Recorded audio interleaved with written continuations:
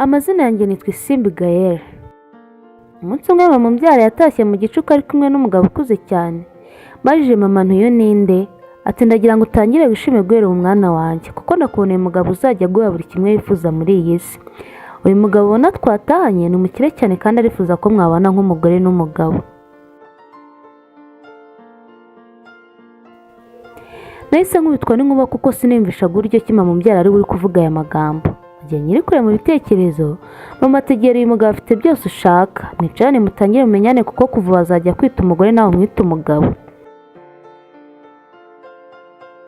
Wa mugabo yesa nkurura n'imbaraga, anyicaza uruhande rwe atangira kunkorakora ari nako ashaka kunsoma. Mu by'ukuri mu buzima bwanjye bwose nari narabubayeho nitwararika cyane.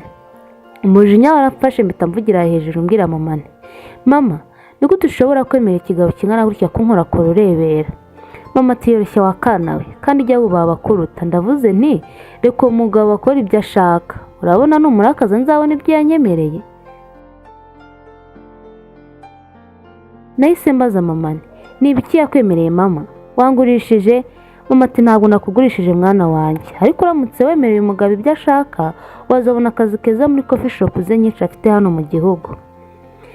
Ntabwo namenya aho umujinya waturutse, nkubita cya kigabo rushyi rwiza rw'amata amatsoka niruka ntazi aho ngana. Nyuma y'akanya katari gato niruka, ari nako ibitekerezo byambanye byinshi, nagonganye n'umusore wari ufite agakombe k'ikawa mu ntoki mumenekaho. N'ubwoba bwinshi nubuye amaso mbona nyitegereza cyane. Ku mutima nibazaga icyo ngiye kumubwira nkakibura neza neza, ahubwo ubwoba nkumva buranyishe. Mu gihe nyibaza icyo ngiye gukora, yahise ambaza ati ufite ikihe kibazo ko mbona wirukanka muri iri joro? Ni amahoro? N'amasoni menshi ni nta kibazo mfite. Tiwimbeshya ndabibona ko utishimye mu maso. Ahubwo wanyemera tukinjira hano muri coffee shop tukicara ugatuza tukaganira tunywa n'agakawa. Akivuga ijambo ikawa, umutwe byahise byivanga. Mutamusubizanya n'uburakari bwinshi, nturabona ndagakobwa gaciritse cyane ku buryo yangura ikawa nkaho ndi gusabiriza? Umuhungu yarandebye aranyihorera, ariko mbibona ko ababaye. Yasubiye inyuma muri coffee shop agura agakombe k'ikawa nuko arasohoka ntambuka, yegera umusaza wari wicaye imbere y'umuryango w'iyo coffee shop arimo arafunguza. Maze wa musore gira wa musaza amuha agakombe k'ikawa. Mu by'ukuri naratunguwe cyane kuko muri uyu mujyi dutuyemo n'ubwa mbere nari mbonye umuntu wita ku muntu ufunguza. Wa musore yahise ahindukira agaruka muri ya coffee shop. Ngerageje kumusaba imbabazi arambwira ati wanze ko twicana ngo tunywe agakawa, urenzaho n'amagambo ugira uti ndabona uciritse ku buryo nakugurira ikawa? Ni ukuri wiragagije ko hariho abantu kuri iyi si badafite ubushobozi bwo kugura agakombe k'ikawa.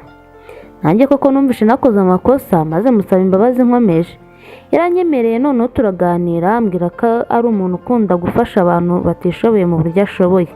By'ukuri numvaga naryohewe ariko ndi kumureba mu maso. Twakomeje kuganira, nanjye nza kwisanga ndi kumubwira inkuru yanjye y'ibimbayeho. Yanyihanganishije cyane ariko nkabona nta gahunda afite yo gutaha. Nahisemo kumusezera nuko nsaba ko yamerekeza nanjye ndabyemera. Mu nzira turi hafi kugera mu rugo twahuye na mama avuye guherekeza wa mugabo. Umujinya waramwishe, ati aka gahungu k'agakene niko wari ugiye kureba? Mumaze kuryamana? Nta soni? None rero kari kanaguherekeje ngo muze gusezerana munasomanira imbere y'inzu yanjye. Narumiye ku mutima, ndibwira nti uyu mubyeyi kuko ni mama umbyara cyangwa yarantoraguye. Siniyumvishaga ibiri kuba pe. Wa musore yahise nsezera, mbona rwose bibaye ntacyo bimubwiye, nuko aranyegera aranyongorera ati reka nizere ko ejo tuzongera kubonanira mu gikari cyariya twari turi. Natangajwe n'amagambo ambwiye ariko kandi numva nishimye. Nabonaga nyitayeho cyane, mama nawe niko yari ari kumutuka ibitutsi ntabasha kuvuga kugeza umusore arenze.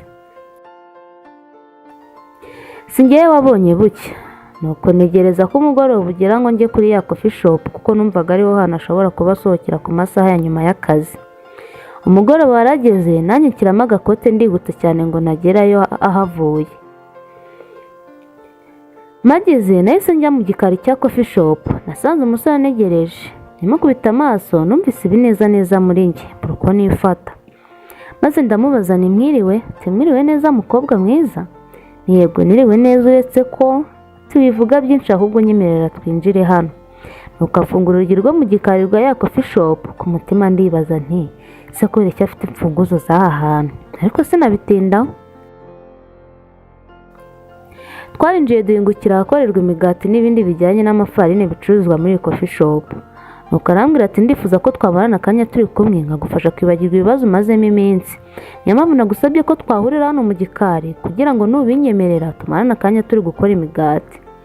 Numvaga ntazi sindemo kandi numva nshaka kumarana nawe umwanya. Nahise mwemerera vuba niyego nanjye ndabishaka. Ese wanyigisha gukora imigati? Ati cyane rwose. Nuko turatangira twegeranya ibikoresho. Mu gihe twari turi guponda ifarine twabikoraga mfashe ibiganza ariko anyerekera uko bikorwa. Ibyiyumviro byarazamutse turushaho kwegerana. Umungu atangira kunkoraho, nanjye sinamubuza biratinda. Gusa uko yankoragaho ubwenge bwari bwagiye ahandi. Nibutse rya joro wa mugabo watahanye na mama nkoraho, umujinya warazamutse nangira gutuka wa musore.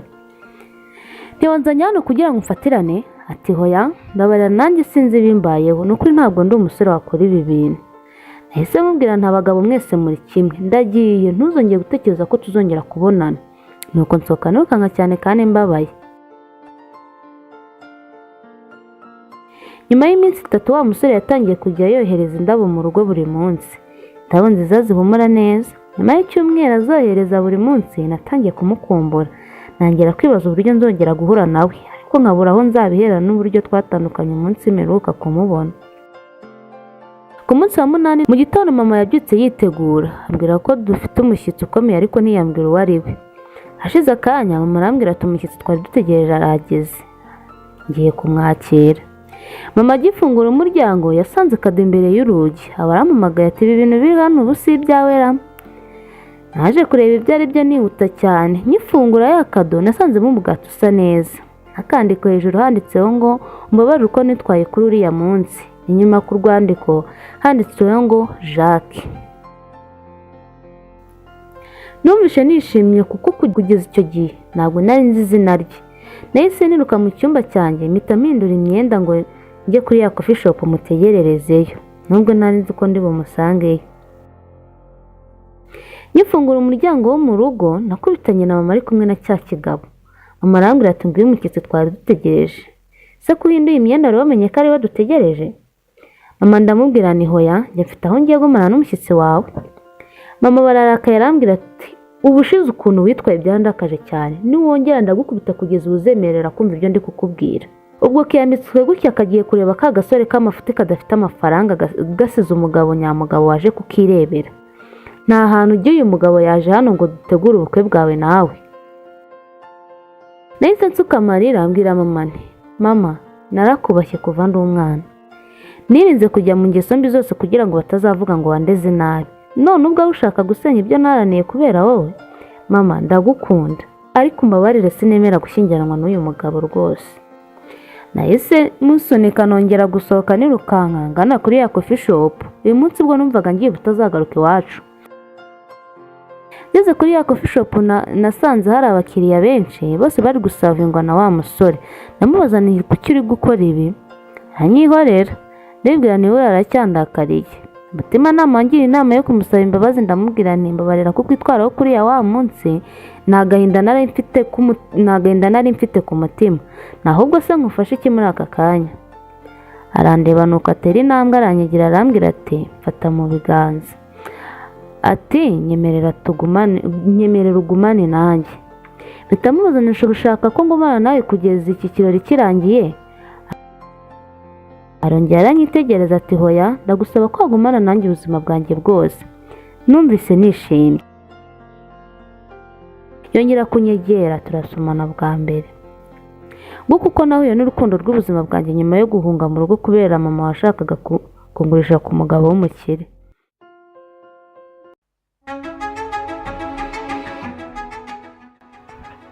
Uyu munsi tugiye kugaruka ku bwoko bw'abantu bitwa Doma cyangwa Vadoma. Aba bantu baba mu gace ka Kanyemba gaherereye mu majyaruguru y'igihugu cya Zimbabwe. Aka gace kijyanye n'igihugu cya Mozambique na Zambia. Aba bantu bafite umwihariko wo kuvukana amano abiri. Kuvukana amano abiri mu rurimi rw'amahanga byitwa electrodactyly. Ubu burwayi butuma amano atatu yagatabura andi mano asigaye agahita babiri. Mu rugendo rutari rworoshye ku zuba ryinshi, rimwe Abanyarwanda bita ko rimenebwa agahanga. Twazindutse iya Rubika tuva mu gace kamwe ko muri Zimbabwe twerekeza mu gace k'iki gihugu gatuwe n'abantu batangaje. Ni urugendo twagenze amasaha 15. Kubona aho wagura amazi cyangwa ibyo kurya nk'umuntu uwo ari we wese uziyemeza gukora uru rugendo nyuma yanjye, menya ko bizaba bitoroshye. Nyuma y'ibirometero byinshi n'inyota n'inzara byatwishe, twahuye n'igitangaza tubonye aho kugura ibyo kurya. Gusa iki gitangaza nticyatinze kuko abantu tutamenya aho baturutse baje batugana batubwira ko bafite inzara. Ari wowe wakora iki? Twese tuba ibyo twari tuguze, igitangaza twari duhuye nacyo tugisigaho, dukomeza urugendo rwadusabaga amasaha 6 ngo tugere aho twari twerekeje Kanyemba. Twerekeje ku butaka bwa Afurika butuwe n'abantu batangaje aribo bitwa Vodoma, bafite amano abiri manini maremare kandi ateye nk'ibirenge. Umubare munini w'abatuye bavukana amano abiri. Ni abantu bari aho batawe, nta biryo babasha kubona, nta mutekano, leta isa nkaho yabataye babukwa abo bonyine mu kato. Babayeho mu buzima bubagoye butoroshye. Nafashe umwanya wo kubaganiriza mpereye ku bana, ndabaza nti mubayeho mute kuba mufite amano abiri yonyine mu gihe abandi bafite amano 5? Ni ubuzima mububayemo mute? Umwana umwe muri abo yagize ati ntago biba byoroshye kubona uko tugenda tujya ku mashuri tuva muri kano gace dutuyemo bitewe n'ukuntu duteye, ntago bitworohera kugerayo. Ariko uramutse tubonye nk'igare ryadufasha kugerayo byoroshye kandi tukagerayo vuba. Ubusabe bw'uyu mwana bwankoze ku mutima, niyemeza kumushakira igare bidatinze, icyakoreka ibyishimo yari afite uwo munsi aribona. Nakomeje kuganira n'abantu benshi batuye, ndabaza nise mufatwa gute na leta ya Zimbabwe. Baransubije n'agahinda kenshi no kwiyabata leta ya Zimbabwe. Nta kundi dufata nyine, twarateranywe tubaho ngaho kuko iyo abantu baje kutureba baraduseka bikadutera ipfunwe, bityo rero tugahitamo kwihisha.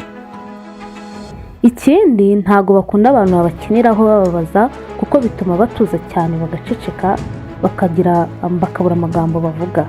Muri make bagira amagambo make iyo abantu babasuye. Nasanze bafite agahinda.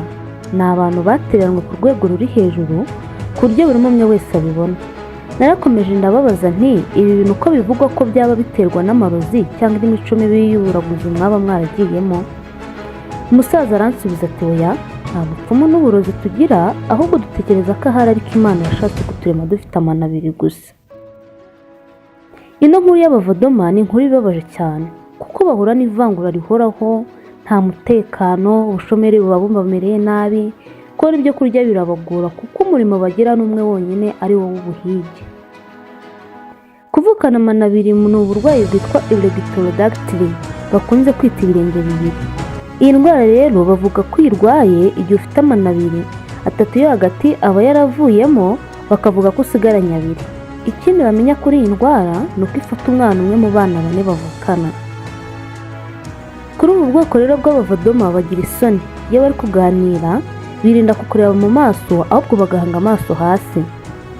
Abashinzwe imikino bakunze kubatoteza bitewe n'ubwo burwayi, bigatuma bahunga abantu. Bitandukanije n'abandi baturage ba Zimbabwe, bajya mu gace kabo bonyine.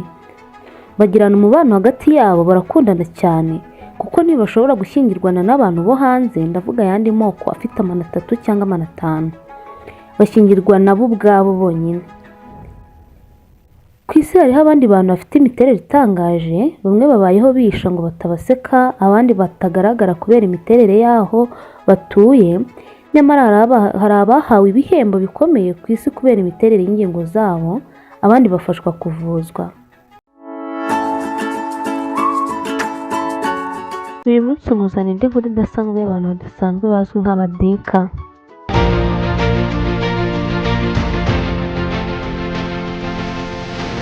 Niba waratangiye ishuri mu myaka yo hambere, uribuka neza igipimo cyakoreshwaga kugira ngo hemezwe ko umwana runaka yujuje imyaka yo gutangira ishuri. Bamusabaga ko azamura akaboko ke k'iburyo akakanyuza hejuru y'umutwe agakora ku gutwi kw'ibumoso. Iyo akaboko ke kakuragaho byasobanuraga ko indoshyi yuzuye n'imyaka ye maze akemererwa kwiga. Ni kenshi kandi uzumva bitirira abantu barebare kuba Abarusiya ngo bakora ku ijuru n'andi mazina menshi atandukanye. Uyu munsi rero ngiye kukubwira abantu bafite uburebure butangaje batuye kuri uyu mugabane wa Afurika. Urakeka baturuka mu kihe gihugu?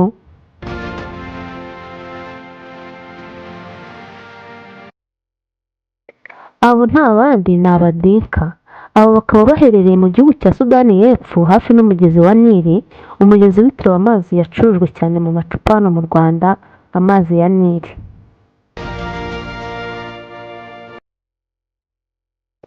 Naje gukora urugendo ntemberera igihugu cya Sudani y'Epfo, ngezeyo nakiriwe n'umukobwa w'umwirabura, ariko wirabura cyane bikabije, koko kandi ufite uburebure ntari narigeze kubonana andi moko muri Afurika.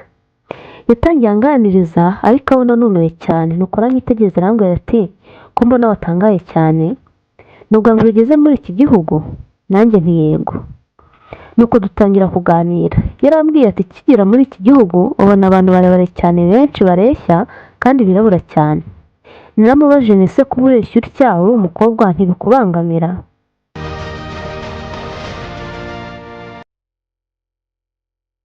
Natangajwe n'ibyo yansubije, yarambwiye ati nkunda uburebure bwanjye kandi kuba mba muri iki gihugu gituwe n'abantu barebare kandi tukaba twese twirabura cyane ni ibintu nishimira cyane kuko bituma nemera uwo ndi we nkihanganira uburebure mfite. Naramubajije nti inshuti zawe n'abavandimwe bawe nabo murareshya? Yarandebye araseka cyane, nanjye niko nseka mvuze nabi? Ati hoya, ahubwo nsetsa uburyo mbajije ko tureshya kandi bose bansumba, njye mugufi mu muryango wacu.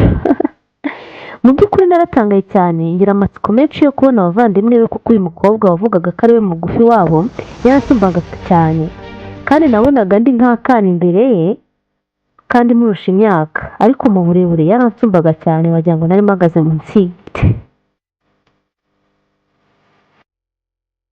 Abagera kuri miliyoni 13 muri iki gihugu ni Abadinka. Batuye ku nkombe z'uruzi rwa Nili, ni abantu birabura cyane kandi barebare cyane, muri make ni ibiremwa bitangaje. Naje gukomeza ntembera iki gihugu, nuko nza kugera mu cyumba cyarimo abakinnyi ba basketball. Abantu nabonye aho baratangaje cyane. Kubera amatsiko menshi nari mfite, nasabye ko twaganira, gusa kuganira nabo byarangoye cyane kubera ko ijosi ryanjye ryaranjyaga bitewe no kureba mu kirere ngo mbarebe mu maso tuganire turebana. Nagiranye nabo ikiganiro umunsi wose, buri kanya niko nabazaga nti ni iki gituma muba barebare cyane? Barambwiye bati ahubwo se wari uzi ko umukinnyi muremure kurusha abandi mu mukino wa basket ari umugabo witwa Manute Ball ufite uburebure bwa metero 7 na santimetero 7? Bato nta handi aturuka rero ni muri Sudani y'Amajyepfo. Nanjye nti Imana ni igitangaza koko. Twahise twerekeza Juba ku kibuga cya basket kinini gisaba gusimbuka metero 12 kuko ni kinini cyane.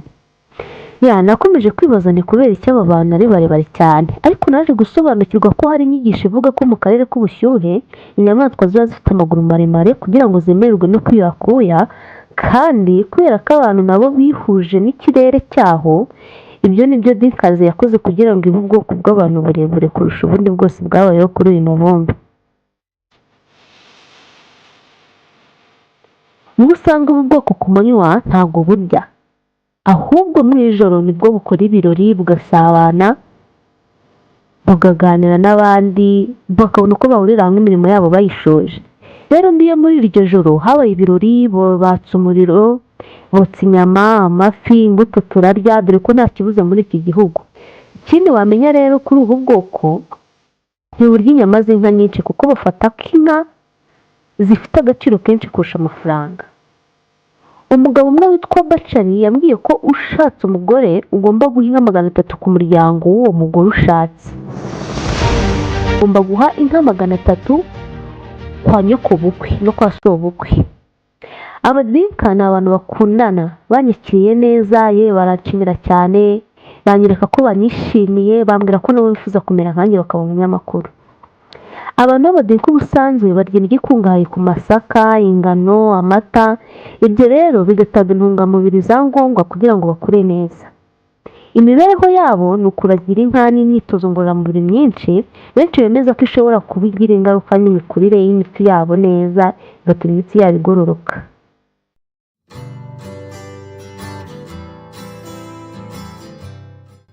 Ndabasuje mwese abakunzi b'inkuru story, amahoro y'Imana abane namwe.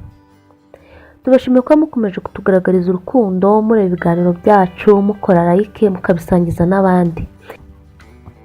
Uyu munsi ngiye kukubwira abantu 20 ku isi bafite ibice by'umubiri binini cyane kurusha ibyo ufite.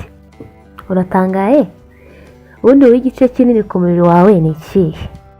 Niba ari igice cy'umubiri wiyiziho kiruta ibindi bice by'umubiri cyangwa ukaba warabibonye ku wundi muntu, menya ko uri mu bantu bake babonye ibitangaza ku isi. Wakwibaza uti kuki uvuze ko wabonye ibitangaza? Ni ukuri nanjye naratangaye uyu munsi mbona umuntu ufite amaguru maremare ku buryo bigoye kubona ipantaro imukwiye.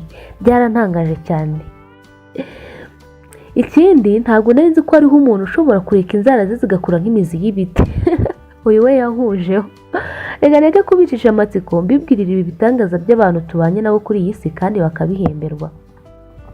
Kadore kuri uyu mugore witwa Masai Kuriyama ukomoka muri Leta Zunze Ubumwe za Amerika mu mujyi wa Texas. Uyu mugore rero we afite agego ko kuba umugore ufite amaguru maremare kurusha abandi bose uzi kuri iyi si. Amaguru ye yombi ubwayo asumba abantu barenga miliyoni nyinshi hano ku isi. Nebera nawe ukuntu areshya pe. Wakwibaza uti se yamenyekanye ate nk'umuntu ufite aka gahigo? Masai Kuriyama ubwe niwe wabanje kuvumbura ko afite amaguru maremare. Umunsi umwe yagiye kugura ipantaro aza gutangazwa nuko imyenda yose yigeraga yabaga amakabutura kuri we. Ibaze nawe, reba ipantaro wambara ushobora kuba waranagabanyishije bimwe bigezweho kuri uyu mukobwa. Menya ko witungiye amakabutura gusa. Masai Kuriyama rero nyuma yo gukora ubushakashatsi bwe bwite ku gitabo cy'amateka cyandikwamo ibitangaza hano ku isi, icyo gitabo cyitwa Guinness World Records, yafashe umwanzuro wo gupigana n'abandi bumva ko bafite akaguru karekare ariko katari kamwe k'inzererezi. Nuko baturuka impande zose z'isi biza kwemezwa ko Masai Kuriyama ari urusha abandi amaguru maremare ku isi. Yatangaje cyane. Kadugaruke ku wundi muntu w'igitangaza wamenya ukamenya aho amakuru ni uwitwa Ayana Williams. Ayana Williams ni umunyamerikakazi akaba n'umugore. Ayana Williams rero nawe yaciye agahego ko kugira inzara ndende ku kiganza kimwe kurusha abandi bose ku isi. Inzara ze zose ubwazo zisumba ikiganza ziriho. Ayana yatangiye gushishikazwa no gutereka inzara ze anazishushanyaho kuva akiri umwana muto. Yashoboraga kureka inzara ze zikamara amezi arenga 2 zidatose. Ni ukuvuga nyira yamaraga amezi 2 inzara ze zidakoze mu maso kugira ngo zitavunika. Cyakoze abantu bazi guhanga udushya. Gutangaye se narakubwira umugabo w'umushinwa witwa Cheng Du w'imyaka 47. Wakwibaza uyu mushinwa we agaragara mu ishusho y'iki gitangaza. Tega amatwi nyikubwire. Uyu mushinwa Cheng Du afite ikibyimba ku itama kinini ku buryo bahita muzi wagira ngo ni umubyibuho usanzwe. Oya rwose sibyo. Iyi ni indwara Cheng Du amaranye imyaka myinshi. Ngira ngo murumva baba baracamo buri munsi. Iyi ndwara ituma ibihe byiza tugira amasaha yo kurya, iyo ageze kuri we biba amasaha y'umubabaro. Kubumbura umunwa ngo agire icyo atamira biragoye kuri we, mana yanjye. Kubumba umunwa nabyo biramubabaza. Umugabo nuko arababaye. Amarangamutima ntabigarurire ntarababwira uyu mukobwa aryoye no gusangiza abakunzi be ku mbuga nkoranyambaga zirimo Instagram, TikTok na YouTube uburebure bw'ururimi rwe.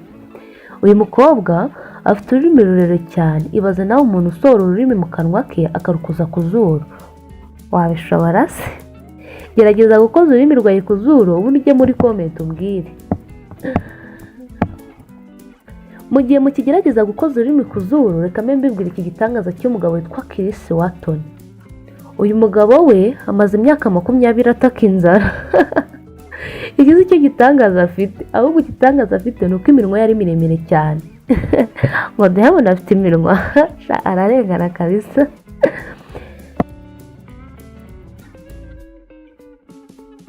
Reka ubutaha rero nzakubwira abandi bantu batangaje kuri iyi si. Muri abo bantu nzakubwira harimo ufite ururimi rwagutse kurusha abandi ku isi. Hakabamo n'undi mugore wo muri Bulgaria ufite agahigo ko kugira iminwa miremire kurusha abandi ku isi nyuma yo gufata imiti myinshi kugira ngo agire isura nk'iyafite ubu. Nzakubwira n'abandi benshi rero batandukanye mu nkuru z'ubutaha. Nkushishikaye rero dukurikiranye utarakanda subscribe uyikande ubundi nk'inkuru iryoshye y'uyu munsi. Uyu munsi rero ngiye kukubwira abantu utizera ko babaho. Inkuru y'uyu munsi igiye kugaragaza abantu batandukanye bo hirya no hino ku isi bafite impano zidasanzwe, imico yihariye, imibereho idasanzwe ndetse n'ibice by'umubiri bidasanzwe. Abo bantu rero babaye ibyamamare bitewe n'ibice by'umubiri wabo ndetse n'impano zabo zitandukanye. Umuntu wa mbere ni Sultan Kosen. Uyu ni umugabo muremure ku isi, akaba nawe yaranditswe mu gitabo cy'ibyamamare cyitwa Guinness World Record. Yaje kwisanga ku isi ari muremure gusumbya abandi, gusa byaje kumugora bitewe na sosiyete abamo, ariko nyuma yo kuba icyamamare yaje kwiyakira ndetse aranabikunda, binamuhesha ishema iyo ari mu bandi. Undi muntu tugiye kugarukaho yitwa Valeria Lukyanova. Ni umunyamideli ukomoka muri Ukraine uzwi ku izina rya Barbie kubera ko asa n'igipupe. Avuga ko batigeze bamubaga mu maso, ahubwo ariko yavutse asa neza nawe umurebye asa nk'igipupe, kuko umwegera ufashe igipupe ukakegeranya nawe ntago wabatandukanya neza, ntiwamenya ngo umuntu ni uyu cyangwa igipupe ni iki ngiki. Igipupe rero ni tuno dukinisha abana bakinisha batoya. Undi muntu tugiye kugarukaho yitwa Kim Goodman. Uyu afite ubushobozi bwo gukura amaso ye mu maseti yayo. Yagaragaye kuri televiziyo kandi afite amateka ku isi kuri ubu bushobozi.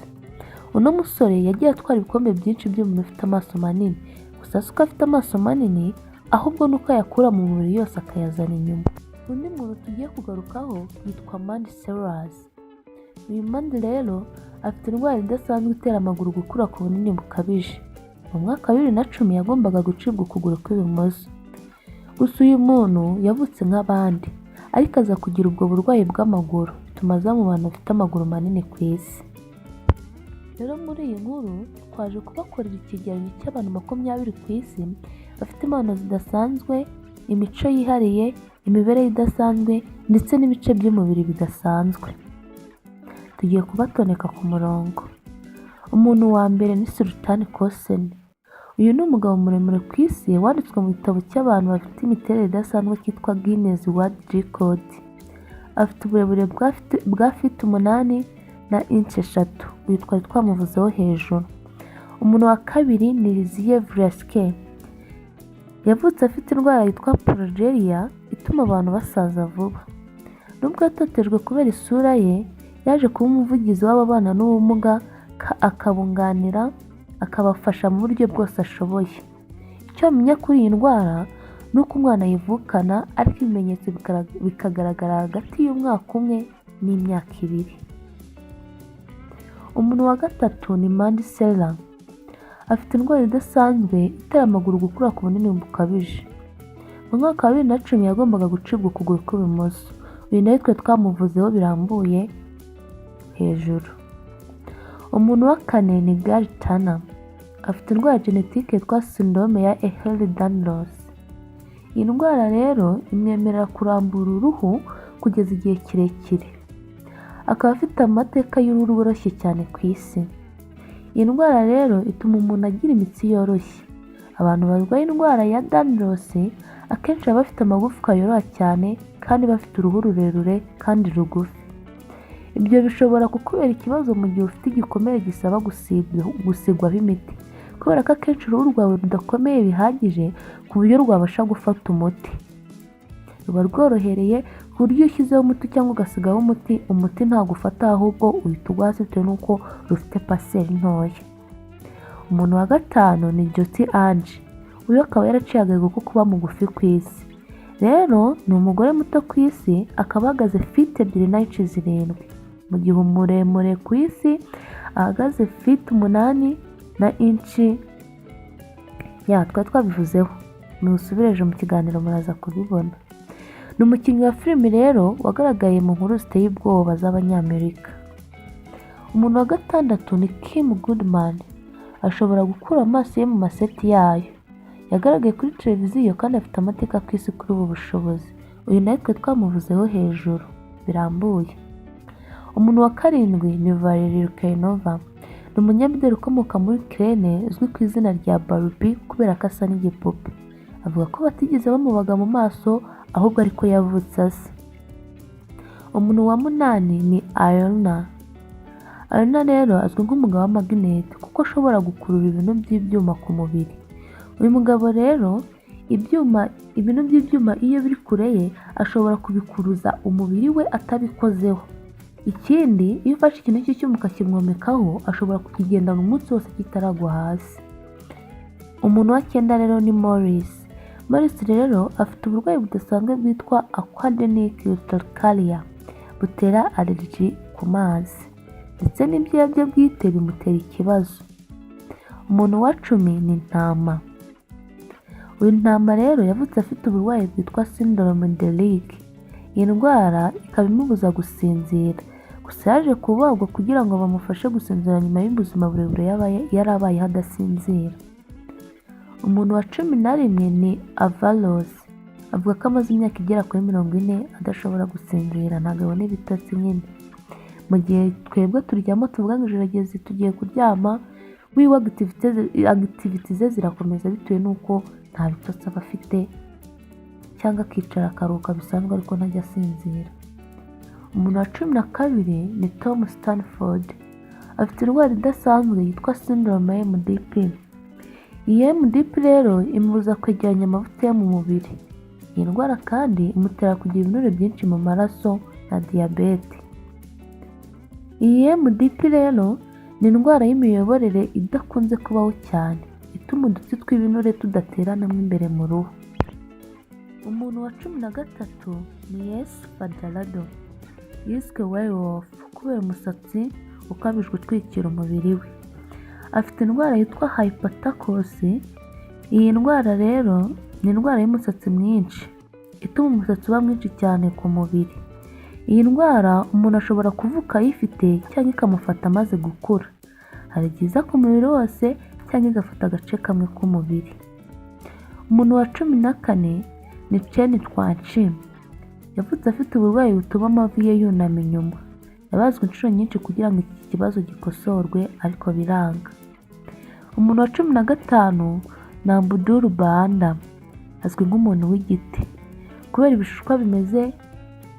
ibishukwa bitwikira umubiri we, afite uburwayi bwitwa epidermodysplasia. Ni indwara y'uruhu igaragazwa n'ibisebe by'uruhu. Ni ibisebe byinshi biba bije bikitwikira ku ruhu, akenshi hari n'igihe biba bigaragaza ko byumye ariko bitumye ari ibintu bigiye byometse ku ruhu. Umuntu wa 16 ni Paul Carson. Uyu Paul rero we uruhu rwe ni ubururu kubera imiti yakoresheje nabi. Uyu we yaje kurwara indwara tudashatse kugaragaza muri iyi nkuru tuzabakoreraho ubushakashatsi tukababwira, gusa ni indwara ikabije yamuteraga ubusembwa.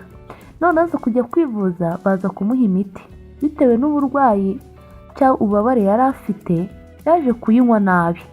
Rero iyo miti niyo yaje gutuma uruhu rwe ruhinduka ubururu. Umuntu wa 17 ni Kala Anaya. Afite uburwayi bwitwa guhora mu mibonano mpuzabitsina.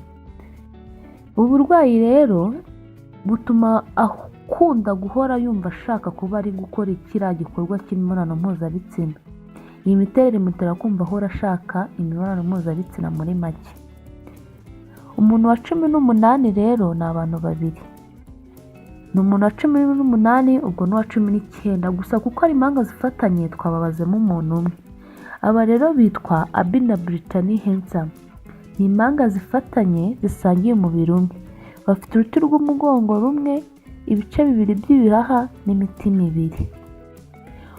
Umuntu wa 20 rero ni Janginti.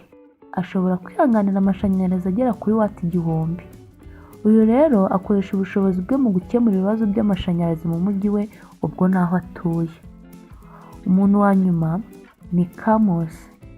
Camus Daniel rero arwaye indwara ya Nitriton, izwi kandi ku ruhu rw'ikinyugunyugu. Iyi ndwara rero itera uruhu rwe kumeneka buri munsi. Indwara ya Nitriton ni indwara idasanzwe yibasira uruhu, umusatsi n'ubushobozi bw'umubiri bwo kwirinda indwara. Ibimenyetso by'iyo ndwara bigaragazwa n'uko umwana avutse, kandi bikaba bikubiyemo ko uruhu rwe ruba rufite ibara ry'umutuku. Umwana avukana ibara ry'umutuku. Rero murakoze gukurikirana ikiganiro cy'uyu munsi. Imana ibarinde.